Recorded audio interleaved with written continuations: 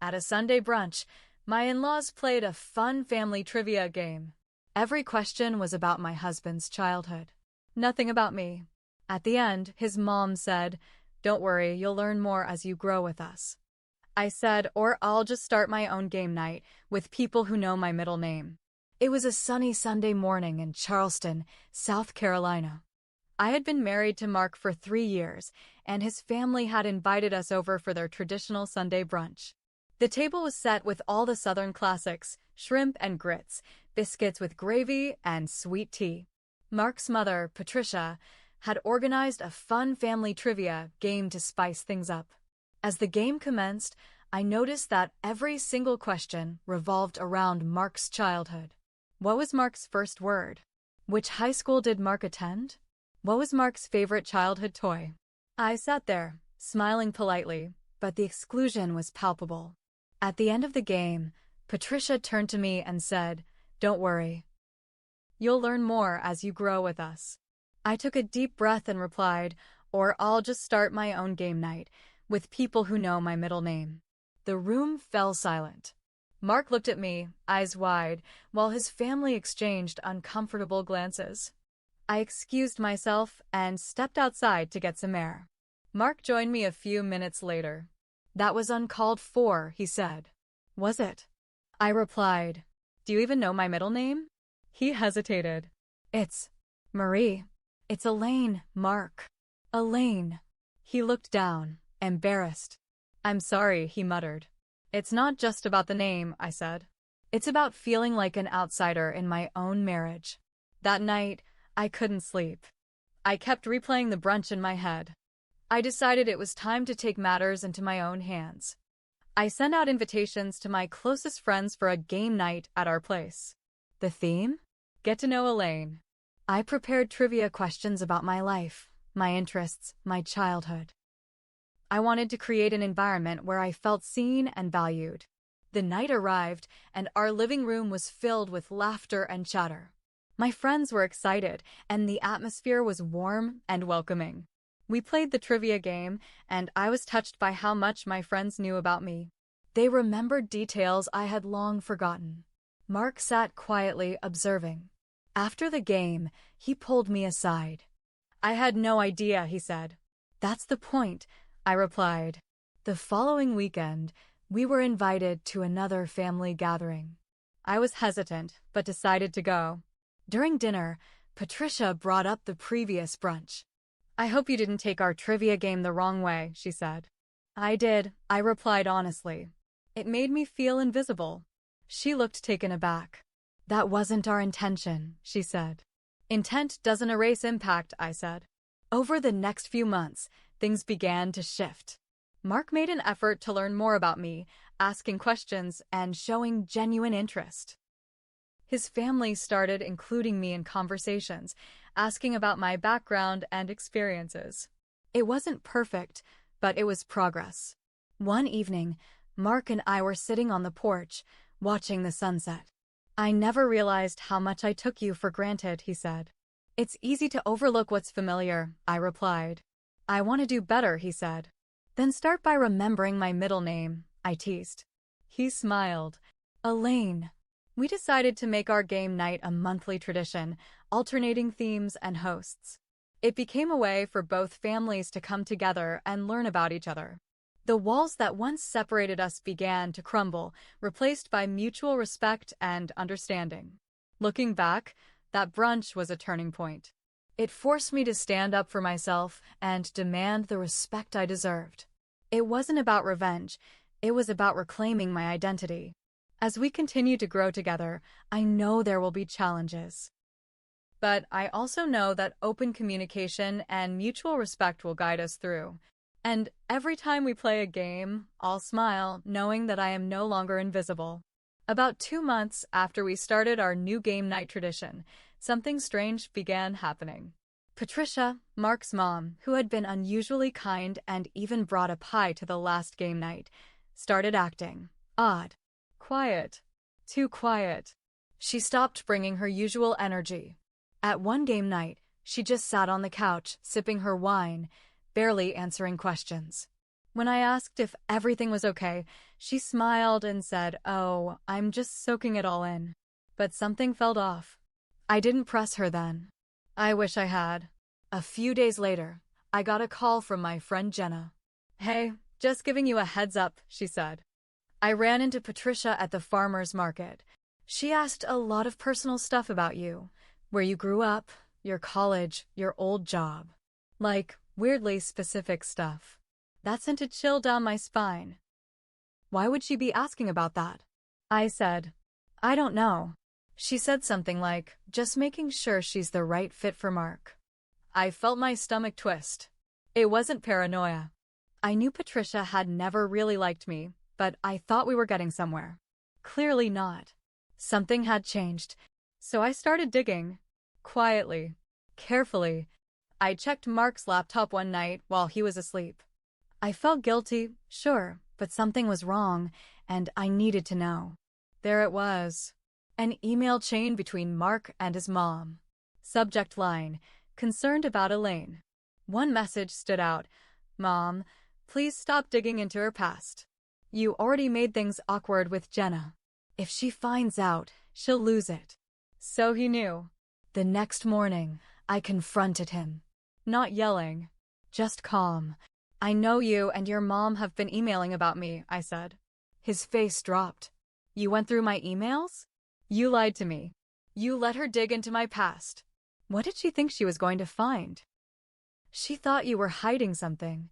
I told her you weren't, I swear." "So why didn't you tell her to stop? Why didn't you stop?" He rubbed his face and sat down on the edge of the bed. "Because I didn't want another fight. She's my mom, Elaine. And I'm your wife." Silence. I didn't speak to Patricia after that. I didn't go to brunch. I didn't text her back. I didn't even open the pie she sent over as a peace offering. Mark and I were stuck in a weird limbo. Living in the same house, sleeping in the same bed, but everything felt hollow. He tried to act normal, but I could tell he was scared. Scared that I was slipping away. I was. And then came the real kicker.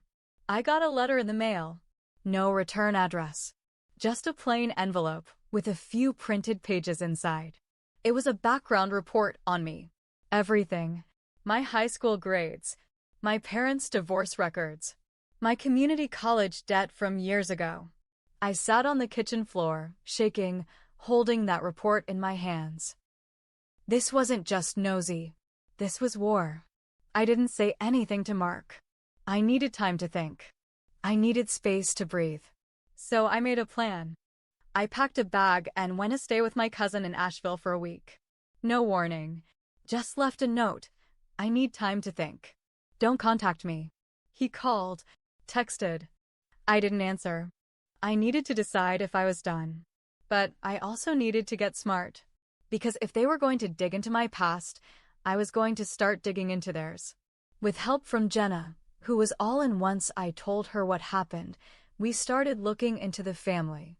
We weren't trying to be petty. We were trying to protect me. And what we found blew my mind. Patricia wasn't some southern matriarch with perfect manners. She had a past too. Turns out, she had been married before Mark's dad. Briefly. And the divorce record? Messy. Accusations of fraud. Even a restraining order filed against her for harassment by her ex's new wife. It wasn't just gossip. It was court documented. When I came back home, I didn't say a word about what I found. I was calm, collected. I told Mark I wanted to host one more game night. Just one, with the whole family. One big, final, honest night. He agreed. Everyone showed up. Even Patricia, looking smug, like she had already won. But the game I planned wasn't trivia. It was truth or lie. And the first question? Has anyone at this table ever hired someone to run a background check on another family member? Her face went pale. The moment I asked the question, has anyone at this table ever hired someone to run a background check on another family member? Everyone froze. Patricia looked like she'd swallowed glass. Mark looked at me like he suddenly realized he was married to a complete stranger. His sister, Dana, let out a nervous laugh, What kind of game is this? I smiled and said, a real one.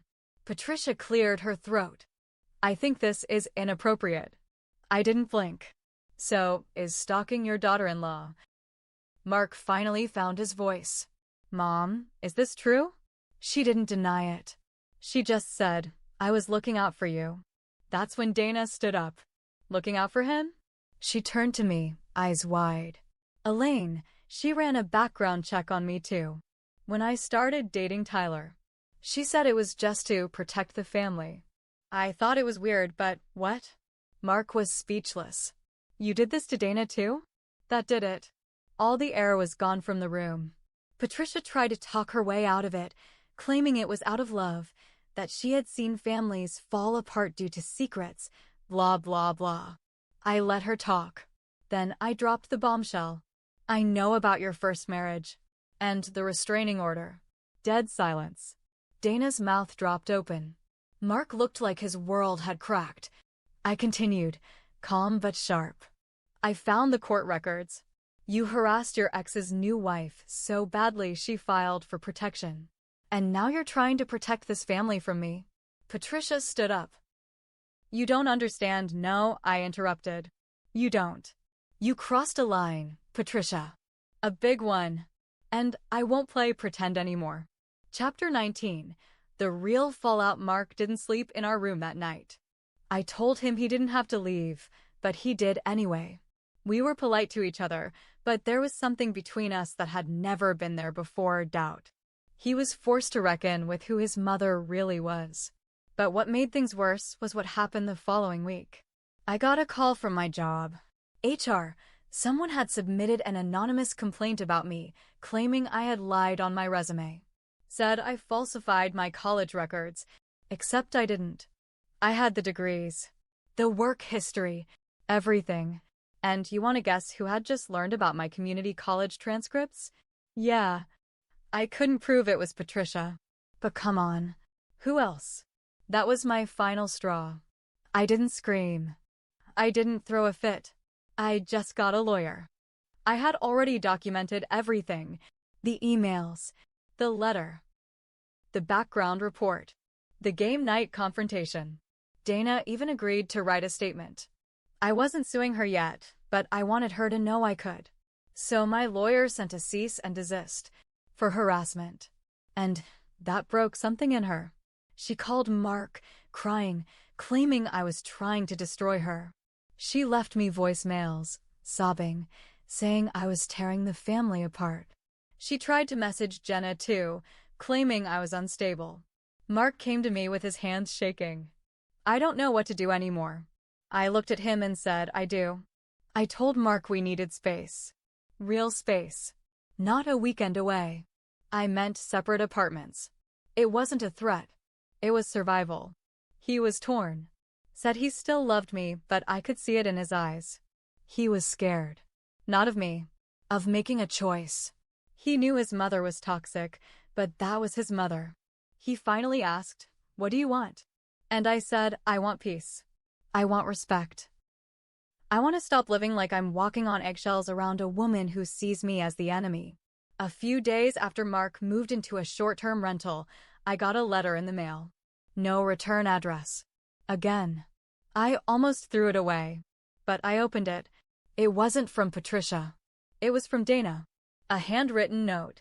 She said she was sorry for not standing up sooner. That she'd known for years her mom was controlling but hadn't realized how far it had gone. That her own relationship with Tyler was suffering because of the same control.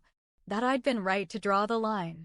And at the end of the letter, she wrote, if you ever need backup, I've got you. Mark and I talk. Sometimes. He's in therapy now. He said the last few months made him question everything he thought about his family, about me, about himself. He asked if I'd go to couples therapy. I told him I'd think about it. Because the story? It's still being written. No endings yet. Just truths. And boundaries. Mark and I tried. We really did. We went to 3 therapy sessions together. The first one was tense. I sat with my arms crossed, trying not to glare at him. He kept avoiding my eyes. In the second session, the therapist asked, "What do you each want from this?" I said, "I want to stop feeling like I'm the villain just for existing." Mark said, "I want my wife back, but I don't know if I deserve her." By the third session, it was clear he wasn't willing to cut the cord with his mom. He still defended her, still called what she did concern, not control. That's when I knew we weren't going to make it. I filed for divorce 2 weeks later. Mark didn't fight it. He just cried when I handed him the papers. "I still love you," he whispered. "I know," I said, "but you don't love me enough to protect me." I moved out of Charleston that same month, packed my life into a rental truck and drove north, back to Durham, North Carolina, where I had gone to college. It felt like going home. What I didn't expect was what came next. You see, Patricia was part of a few local committees, church groups, a local business women's board. Very well connected, very image conscious. Well, Dana had receipts, emails, voice messages, screenshots of her mom saying awful things about me, Jenna, even Mark's old exes. She sent them anonymously to those groups. She didn't tell me until after the fact. "I didn't do it for revenge," she said. "I did it because she needs to be stopped." The fallout? Brutal. Patricia was removed from 2 boards. Her church asked her to take a break. Her social circle shrank overnight. She tried to spin it like a smear campaign, but no one believed her. Here's the part where I'll admit I messed up too. I should have walked away earlier. I kept hoping Mark would change, that he'd choose me fully, that he'd finally see what his mother was doing. But I stayed too long. I gave too many chances. I made myself small to fit into their world, and by the time I fought back, I was already exhausted. I lost time. I lost trust. And that's on me. But I also gained something. Myself. A year later, I hosted a game night. Just friends. Good people. No drama. One of the questions someone wrote was, "What was the most defining moment of your life?" When it came to me, I didn't hesitate. I said, the day I stopped asking people to accept me and walked away instead. Everyone went quiet. Then Jenna raised her glass and said, "To Elaine." And everyone else joined in. To Elaine. 6 months after the divorce was finalized, Mark reached out. He wanted to meet for coffee. Just to talk. Against my better judgment, I said yes. We met in a quiet cafe. He looked older. Tired. Like the years had hit him all at once. "I'm in therapy every week now," he said. "I moved out of my mom's house. I even went no contact."